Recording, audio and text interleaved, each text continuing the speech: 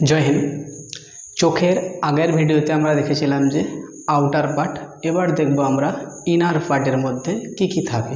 তাহলে এটা আমরা একটা আউটার পার্টে প্রথমে ছিল স্কেলেরা, তারপরে আইরিস, তারপরে ছিল পিপলস। তাহলে আমরা এখানে কি দিয়েছি, প্রথমে দিয়েছি একটা আইরিস, এটা হচ্ছে কি আইরিস। এরপরে পুরোটাই হচ্ছে যে ইনার পার্ট, আর এটা ছিল আউটার। আউটার মানে আমরা বাইরে থেকে দেখতে পাই, আর এটা কিন্তু ভিতরে, কিন্তু আমরা দেখতে পাই না। তাহলে প্রথমে কি আসবে, আউটার পার্টে যেমন হচ্ছে যে চোখের যে আইরিসের পরে যেটা স্কেলারের পরে যেটা আছে সেটা হচ্ছে যে অ্যাকুয়াস হিমরাস। অ্যাকুয়াস হিমরাস কী করে, যে তারপরে আছে লেন্স, লেন্সকে সুরক্ষা দেয়। তারপরে কি আছে, অ্যাকুয়াস হিমরাস কী করে, লেন্সকে সুরক্ষা দেয়। আর লেন্সকে ধরে আছে সিলিয়া মাংসপেশি। সিলিয়া কি, সিলিয়া মাংসপেশি, এটা কি সিলিয়া মাংসপেশি।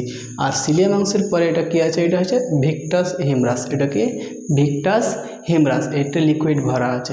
তারপরে চলে আসছে কোরাইড। কোরাইড এখানটায়, এবারে পিছনে কি আছে, এখানটায় রেটিনা।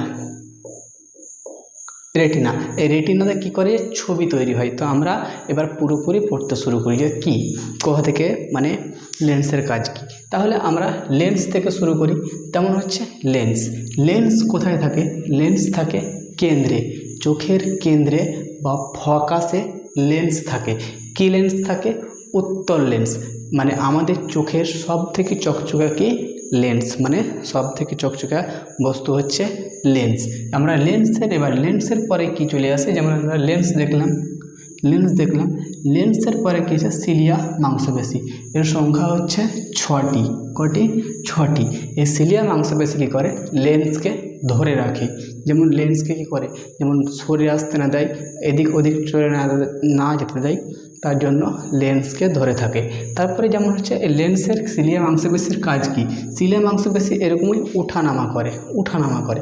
কী করে ওঠানামা করে, যেমন দূরের কোনো বস্তু, যেমন আমি এখান থেকে অনেক দূরে কাউকে তাকান দেবো, তখন এরকম চোখ মোটা করে দেখবো করি। তাহলে কিসের জন্য, এই সিলিয়া মাংসপেশি উপর দিকে চলে যাচ্ছে, তার জন্য চোখটা মোটা করতে পারছি। এবার চোখের কাছের কোনো বস্তু দেখবো, কোনো বই পড়বো, তখন চোখকে আমি ছোটো করবো, বুঝতে পারছি, এরকম করি। তাহলে আমরা কি বুঝতে পারলাম, দূরের কোনো যখন বস্তু দেখব তখন চোখকে এরকম করে মোটা করব, আর কাছের কোনো যখন বস্তু দেখব যখনই চোখটাকে ছোট করব, কারণ লেন্সটাকে তো ছোট বড় করতে হবে। তাহলে এই লেন্সটা ছোট বড় করার কাজ করে সিলিয়া মাংসপেশি, এবং দূরে যখন যায় তখনই পাতলা হয়ে যায়, এরকমই মোটা হয়ে ফেলে যায় চোখ। আর যখনই কাছে যখনই আসে তখনই মোটা হয়ে যায়, এরকম হয়ে সিকুড়ে যায়। তাহলে আর আমরা চোখের যে কোনো জিনিস স্পষ্টভাবে বুঝতে পারি, মানে যে কোনো ছোটো লেখা 25 সেন্টিমিটার, মানে নির্দিষ্ট বুঝতে পারি, মানে যে কোনো লেখা, মানে এখান থেকে 25 সেন্টিমিটার পর যদি আমাকে এখান থেকে কিছু বলে, তারপরে কিন্তু আমি অত ভালো বুঝতে পারবো না, যতটা 25 সেন্টিমিটারের মধ্যে বুঝতে পারবো। তো বুঝতে পারলাম 25 সেন্টিমিটার। তাহলে সিলিয়া মাংসপেশি কী করে, লেন্সকে ধরে রাখে। দূরে যখন যায় তখনই পাতলা হয়ে যায়, মোটা হয়ে যায়, আর কাছে যখন থাকে তখনই ছোট হয়ে যায়, এবং দেখি তখন চোখটা শুরু করে দেখতে হয় আমাদেরকে।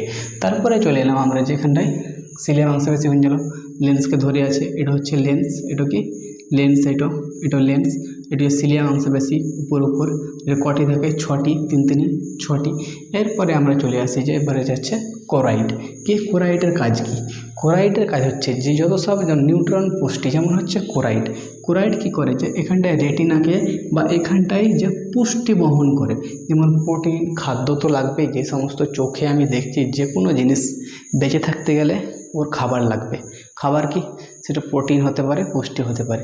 তাহলে কোরাইড ঠিক একই কাজ করে, যে পুষ্টি বহন মানে আদান প্রদান করে, যে কিসে, রেটিনাকে, এই সিলিয়াকে, এই লেন্সকে, আইরিসকে কী করে, যে সবকে পুষ্টি বহন করে। এখানটায় কী থাকে, এখানটায় কোরাইড থাকে রেটিনায়।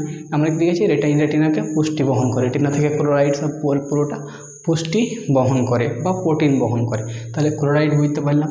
এরপরে ক্লোরাইডের পর চলে আসে, আমরা দেখলাম যে এখানটায় অ্যাকুয়াস হিমরাস। এটা কি অ্যাকুয়াস হিমরাস।